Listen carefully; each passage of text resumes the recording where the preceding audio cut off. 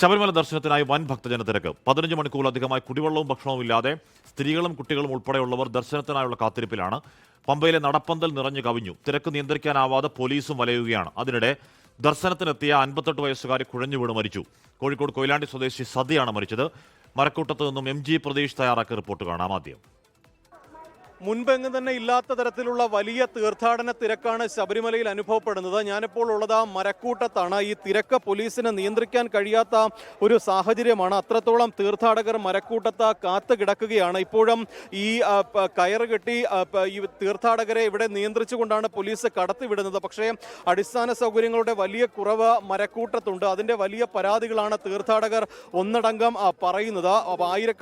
പതിനായിരക്കണക്കിന് തീർത്ഥാടകരാണ് ഈ മരക്കൂട്ടത്തിന് താഴെ ദർശനത്തിനായി കാത്തുകിടക്കുന്നത്. അവർക്കിപ്പോഴും മുകളിലേക്ക് പോകാൻ പറ്റിയിട്ടില്ല. നമുക്ക് ദൃശ്യങ്ങളിൽ തന്നെ ഈ തീർത്ഥാടകരുടെ ആ ഒരു ക്രൗഡ് വ്യക്തമാണ്. കാരണം ഈ നേരത്തെ 70,000 തീർത്ഥാടകർക്ക് വെർച്വൽ ക്യൂ വഴിയും ബാക്കി 20,000 തീർത്ഥാടകർക്ക് സ്പോട്ട് ബുക്കിംഗ് വഴിയുമുള്ള പ്രവേശനമായിരുന്നു ശബരിമലയിൽ അനുവദിച്ചിരുന്നത്. പക്ഷേ അതിൽ നിന്ന് വ്യത്യസ്തമായി കൂടുതൽ തീർത്ഥാടകർ തത്സമയ ബുക്കിംഗ് വഴി ശബരിമലയിലേക്ക് എത്തിയതോടുകൂടിയാണ് ഈ തിരക്ക് നിയന്ത്രിക്കാൻ കഴിയാത്ത ഒരു സാഹചര്യത്തിലേക്ക് എത്തിയിട്ടുള്ളത്. പോലീസിന് പോലും ഇപ്പോൾ തീർത്ഥാടകരെ നിയന്ത്രിക്കാൻ കഴിയുന്നില്ല. പല തീർത്ഥാടകരും പ്രകോപനപരമായ ഒരു നിലപാട് പോലീസിനോട് സ്വീകരിക്കുന്നുണ്ട്. അത് അവർ അനുഭവിച്ച ബുദ്ധിമുട്ടിന്റെ കൂടി ഫലമായാണ്. കാരണം 10-12 മണിക്കൂറുകളാണ് മരക്കൂട്ടത്ത് തീർത്ഥാടകർ കാത്തു നിൽക്കുന്നത്. 15 മണിക്കൂറായി വരെ ഇപ്പോൾ ഈ ദർശനത്തിനായി നിൽക്കുന്നവരുടെ വലിയ നീണ്ട നിര ഇവിടെ കാണാൻ കഴിയും. ഈ തിരക്ക് നിയന്ത്രിക്കുന്നതിലടക്കം വലിയ വീഴ്ച ആദ്യ ദിവസങ്ങളിൽ തന്നെ ശബരിമല സന്നിധാനത്ത് ഉണ്ടായി എന്നതാണ് നമുക്ക് മനസ്സിലാക്കാൻ കഴിയുന്നത്.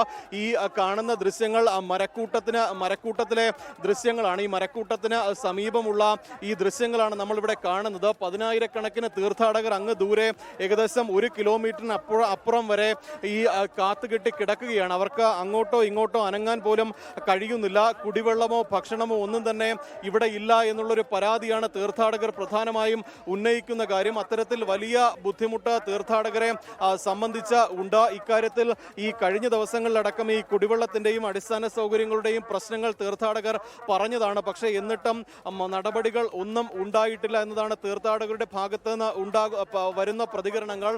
ഈ സ്ത്രീകളും കുട്ടികളും അടക്കം നിരവധി തീർത്ഥാടകരാണ് മരക്കൂട്ടത്ത് ഇപ്പോൾ കിടക്കുന്നത്.